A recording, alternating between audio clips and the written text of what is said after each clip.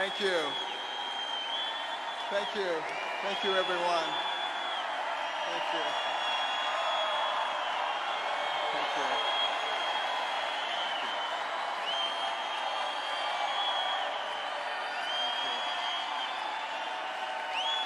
Thank you so much. Thank you. Thank you. All right. Don't eat up my time. Thank you. I want to thank you all for that very warm welcome. I have to start out by saying one very important thing. I'm not politically correct. And I hate political correctness because it's antithetical to the founding principles of this country. And the secular progressives use it to make people sit down and shut up while they change everything. It's time for us to stand up and shout out about what we believe in.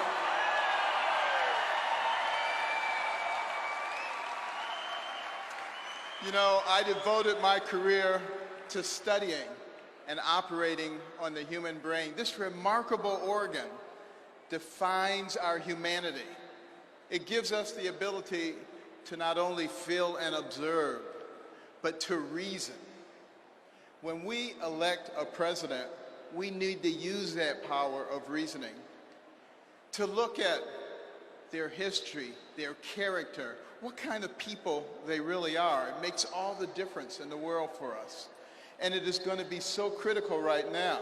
We must resist the temptation to take the easy way out and to passively accept what is fed to us by the politically elite and the media, because they don't know what they're talking about, but they have an agenda.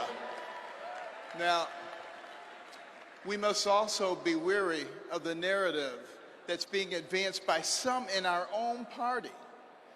The notion that a Hillary Clinton administration wouldn't be that bad, the effects would only be temporary.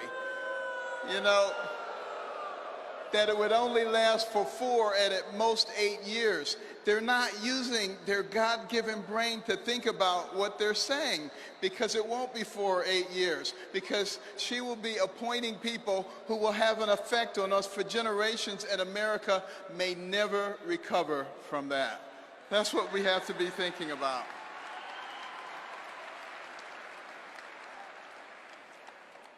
You know, interestingly enough, we have to start thinking about what would Hillary Clinton do if she was in fact the president.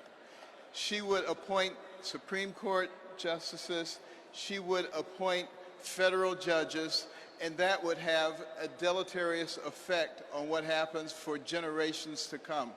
Not only that, but she would continue with a system that denigrates the education of our young people, puts them in a place where they're never going to be able to get a job, where they're always going to be dependent, and where they can therefore be cultivated for their votes. This is not what America is all about, this kind of deception. And this is what we, the people, have the necessary obligation to fight.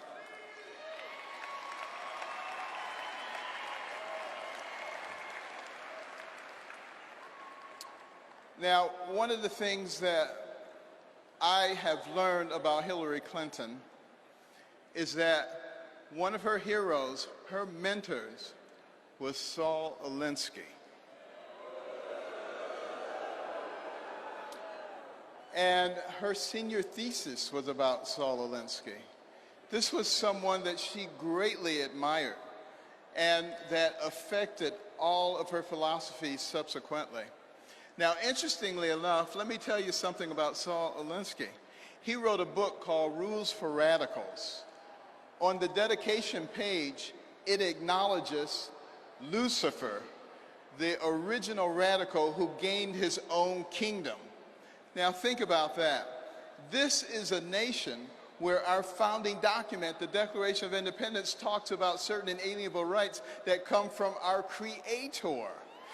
This is a nation where our Pledge of Allegiance says we are one nation under God. This is a nation.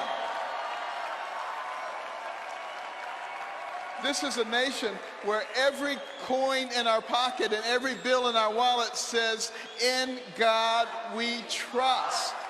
So are we willing to elect someone as president who has as their role model somebody who acknowledges Lucifer? Think about that. The secular progressive agenda is antithetical to the principles of the founding of this nation. And if we continue to allow them to take God out of our lives, God will remove himself from us. We will not be blessed, and our nation will go down the tubes. And we will be responsible for that. We don't want that to happen. Now, Donald Trump, he understands this very well. He understands that the blessings of this nation come with the responsibility to ensure that they are available to all, not just the privileged few. This is exemplified by his willingness to take on the establishment against all odds. It is evident in his passion for the American worker. It is found in his desire to put his considerable skills to work on behalf of American interests, not his self-interest. I'm proud to support Donald Trump, an extraordinary businessman, the right leader for a time such as this.